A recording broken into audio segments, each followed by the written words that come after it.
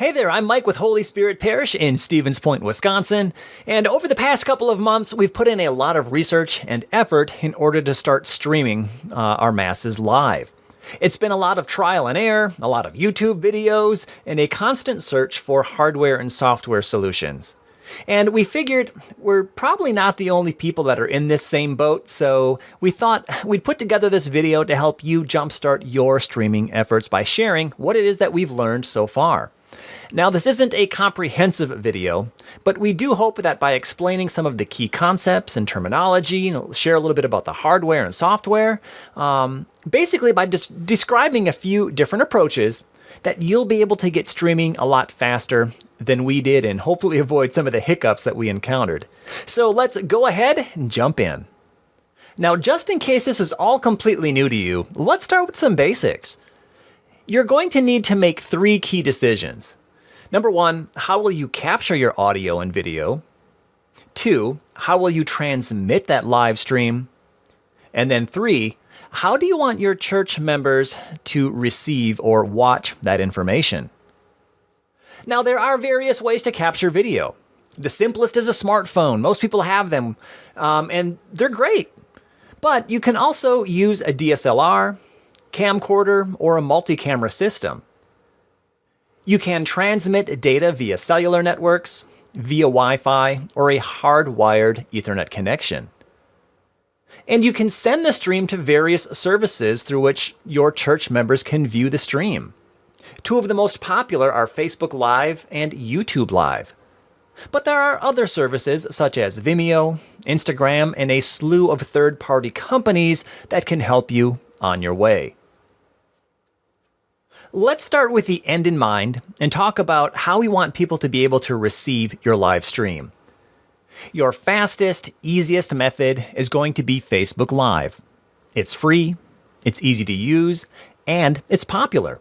In fact, a lot of people in your church likely already have a Facebook account, so they'll be able to watch your live stream. However, not everyone does have a Facebook account, and that's where Facebook Live can be a challenge as it has limited viewing options. For example, there is no Facebook video channel on smart TVs or on your Roku player. But there is one workaround that we'll mention later. Also popular is YouTube Live. It's also free, and again, it's quite popular. Unlike Facebook Live, YouTube does have a lot of viewing options. There is a YouTube channel on most smart TVs and the Roku, so people can access your stream on a pretty wide variety of devices. On the flip side, the learning curve is a little higher, especially if you're new to streaming, but I should say that it's also pretty gentle. If you have a little technical savvy, it's pretty easy to use. The major downside is that if you want to stream from a mobile device, such as your smartphone, your channel needs 1,000 subscribers, and honestly, that's no small barrier to overcome. Finally, we have a number of third-party services that can help you get your stream out to the world. They typically give you a fair amount of support, they provide a wide range of solutions, and they can provide a lot of viewing options.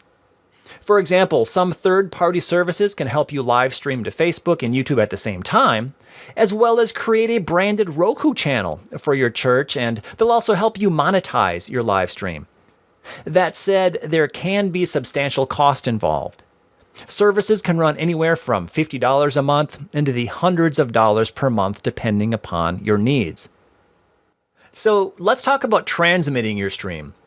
This may actually be the determining factor when it comes to what type of approach you can take. For example, if you don't have an internet connection in your church, then you're likely going to be limited to streaming via a smartphone, say via Facebook Live. The reason is that high-quality video simply takes a lot of bandwidth to send out, and most cellular connections are simply not set up for that. If you do have an internet connection in your church, then it's really about the speed and the quality of that connection. For example, let's say that you do have the ability to connect via Wi-Fi.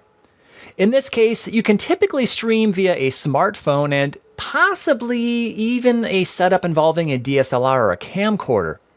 However, you'd need to have an incredibly strong Wi-Fi signal in order to send a solid, steady stream via a DSLR or a camcorder. So if you want to send a high quality stream and use a higher quality camera or a multicam system, then you're certainly going to want a wired internet connection in your church. Ideally, you'll want upload speeds of 5 megabits per second or higher. We actually ran some Cat6 cable over from our ministry center, which is connected to the church, and once we switched to a wired connection, our live stream has been rock solid. So let's look now at 3 typical models for streaming your content. Your easiest option, the "oh my gosh, I need to do this tomorrow" option, is to grab your smartphone and start a live stream. You can do this via either the Facebook or YouTube app on your phone, and you can do it over a decent cellular connection or Wi-Fi. Facebook is going to be your easiest and fastest option. You can also stream live to YouTube, but again, to do that via your phone, you're going to need to have 1,000 subscribers to your YouTube channel. But that said, this model of using your smartphone, this is the easiest. You can simply create a Facebook account for your church or a YouTube account, and you can live stream right from the apps. The downside of using a smartphone, though, is that depending upon your church, the sound can be not so great. Our church, it's big, it has a lot of echo, and the early feedback from viewers at home was that it was difficult to understand what was being said because of the echo. So our next step was to figure out the sound. And let's spend a little time here talking about sound. Now, most churches are going to have multiple microphones hooked up to a receiver that then sends that signal out to loudspeakers in church, or perhaps to a hearing loop system for the hearing impaired. Regardless of what approach you wind up taking, I'd suggest and recommend that you somehow find a way to capture the audio from your sound system and send it to whatever solution it is that you're going to use. In our case, we got lucky. We happen to have a Denon audio recorder that receives a signal from the receiver. The Denon allows you to record the system audio to a USB flash drive. But the recorder also happens to have a headphone out jack that lets you listen to the system audio. So what we did is we ran a stereo cable from the headphone jack on the Denon recorder out to the camera that we're using.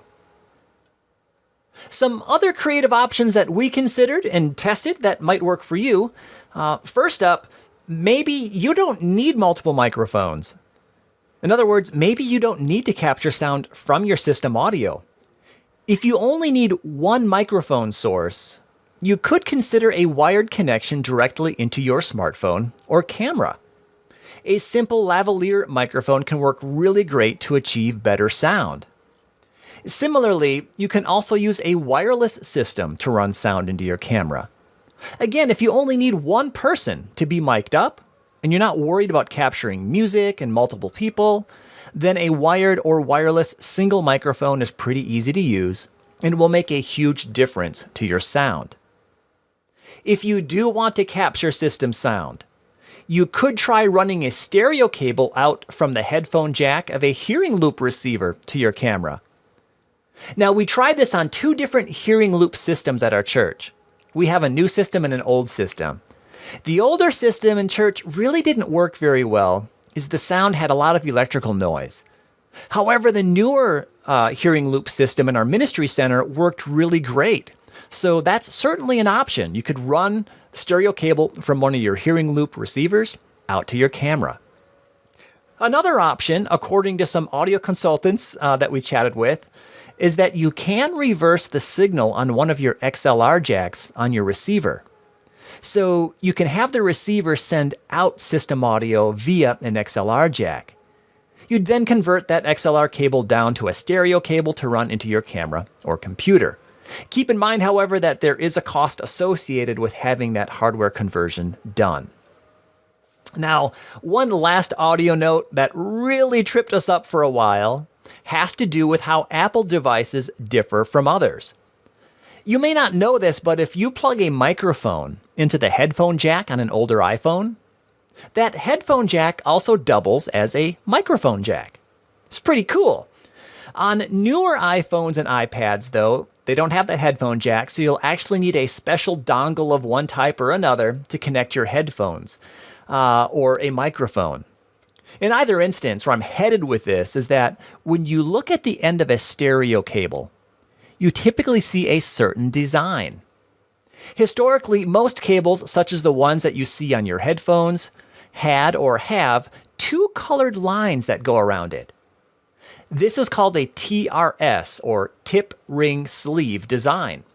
However, Apple devices have a slightly different design called the TRRS, or tip ring sleeve.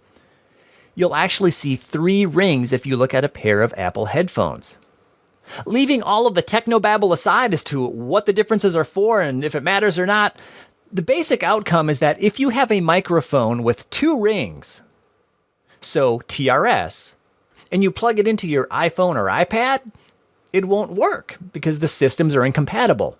You'll need to convert that signal first. And there are ways to do that. For example, the Rode SC4 and SC7 converters are popular ways to convert, and they're really inexpensive. One last technological nugget that we just discovered: even if you do convert that signal, not all microphones will work.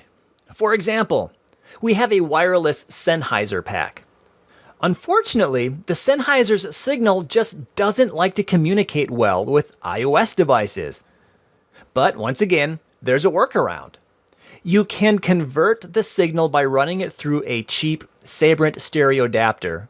It's like $8, and this outputs to USB.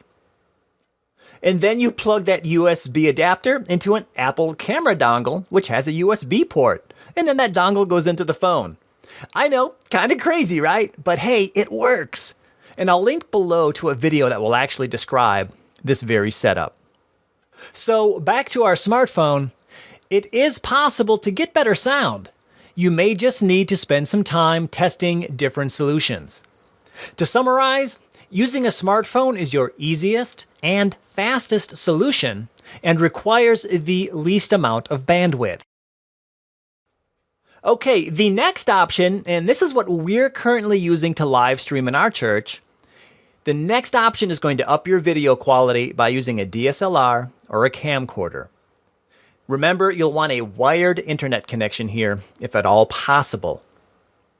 Many DSLRs and camcorders, especially newer models, are capable of sending video signal out via an HDMI cable. But what you're looking for is a camera that's capable of sending what is known as clean HDMI. If you've ever used a camera, chances are you've noticed that when you look through the viewer or look at the screen, you'll see a lot of information such as the battery life indicator, the date, the focus hairs, etc. When you send signal out from a camera, this information also typically gets sent out as well, which it's not great if you want a live stream. People at home don't need to see all of that information.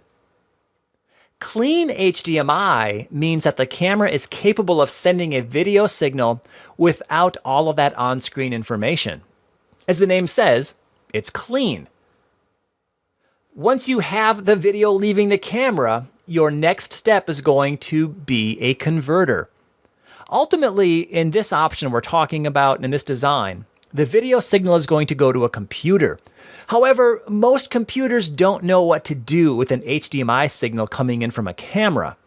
So we need to convert the signal before it reaches the computer. Two of the most popular converters out there are the Camlink 4K by Elgato and the AJA UTAP. Now, the Camlink costs around $130 and the UTAP is around $350. There are other converters out there, but these seem to be the most popular. A word of warning, they are hard to come by as they are in high demand, so you'll want to keep your eyes peeled for them. Now, typically, these small units will output to USB or Thunderbolt and connect to the computer from there. Once it's converted, the signal enters the computer recognizes it, and it basically looks at it as a webcam. Now, on your computer, your next step is to use a piece of software to control the video stream coming in from the camera. Actually, coming in from that converter. Now, the most popular software is open source and free. It's called OBS. I also list Ecamm here as it's a popular option for Macs, but it is a paid piece of software. We're using OBS in our system, and it works really great. It's pretty easy to use. OBS allows you to control the volume of the video stream, set the video bitrate, the frames per second, the video size, etc. In this approach, you'll also want to tap into the system sound if possible. Otherwise, you'll just be using the built-in microphone on your camera and possibly getting that echo effect again. So if you can get access to your system sound, then you can run it directly into your camera if it has a microphone jack, or into your computer via that same Sabrent USB stereo adapter that we mentioned a little while back. From OBS, you'll then be sending your signal to Facebook Live, YouTube Live, or a third-party service. This is accomplished via what is known as a stream key. Now, it's important to note that we're talking about accessing Facebook and YouTube now from your computer's web browser. The mobile apps work a bit differently, so what we're talking about here wouldn't apply. But in both Facebook Live and YouTube Live, you can start up a live stream. When you do, the interface will present you with the option to grab what is called a stream key. It's a long string of numbers and letters. Think of it as a password. You take the stream key, you put it into OBS, and this tells OBS where to send the signal. Once you start streaming from OBS, the signal will end up in the correct location on Facebook or YouTube, etc. The one limitation of OBS is that you can only stream to one service at a time. However, this is where the third-party services start to show up. For example, you can subscribe to a paid service such as Restream or Caster and have OBS send your signal there, and then those services will take your stream keys from both Facebook and YouTube and then split that signal and send it out to both locations at the same time. It works great, but again, there is a cost involved. Earlier, I mentioned a workaround for Facebook Live and not having a lot of viewing options. When you start a live stream on Facebook via your web browser, you are given the opportunity not only to grab a stream key, but to also copy an embed code. You can take this embed code and publish it to your website. This works really great, and it allows people who don't have a Facebook account to view the live stream right there on your church website. Now, the only downside is that Facebook does generate a unique embed code every time you start up a live stream, so you'll have to update your website each time that you start up that new live stream. Now, one quick note on YouTube Live. Because you're not using a mobile device, you can live stream to YouTube Live via your camcorder and OBS. So the same system we're talking about here with Facebook Live works for YouTube Live. You don't need 1,000 subscribers. However, if you also want to embed your live stream, so grab the embed code and put it onto your website, then you do need 1,000 subscribers. YouTube really makes you work for it here. So to summarize, this type of setup is going to give you higher quality video, and I didn't mention it earlier, but OBS and Ecamm also allow you to start getting creative by putting text on the screen, showing pre-recorded video messages, etc. This is where some of the artistry comes in. However, keep in mind that you'll have to be patient in acquiring the necessary hardware, and make sure that you do a lot of testing to make sure that it all works well together. The third option that some churches use is a multi-camera system, and this is where we start really getting into some higher-end capabilities. I'm actually not going to spend too much time here because if you're just getting started, you're not likely to jump straight to this type of system. But the basic gist is that you have multiple cameras running into a media switcher, and then into a computer and out to your audience. At least that's one dominant model. Because with some media switchers, you don't even need a computer, as they're capable of sending info out directly to the internet.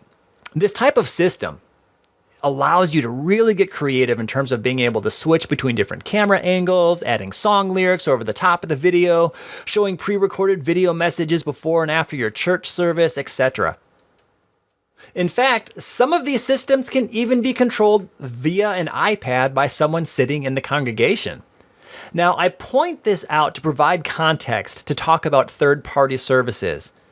To be honest, it's really difficult to explain all of the possibilities, but suffice it to say that there is an entire ecosystem out there dedicated to help you live stream from your church. Now, I'm showing each of the models that we've looked at so far because they can all integrate with a third-party service in some way or another. We've already talked about how some third-party services help you to send your stream to multiple locations at the same time. Other services will send you a piece of hardware that will take care of the heavy lifting and encode your signal and send it to their servers and then out to where you want the signal to go. Some services will create a Roku channel for you. Others can help you create chat capabilities and create donation links, while others help you to do a lot of the creative work, such as text on screen, via their online interface. At any point along the entire chain, from start to finish, from capturing to receiving, there are services out there to help you. All right. Hey, I hope this helps get you started on some basics and provides you with a shortcut to start streaming successfully from your church. Ultimately, you'll need to decide what capabilities you have, what your budget is, and how much effort you want to put into your solution. But I can tell you that so far, people are so appreciative, especially those that are ill, that are homebound. They very much appreciate the efforts that we've put in to live stream, and I want to wish you luck in your efforts in doing the same.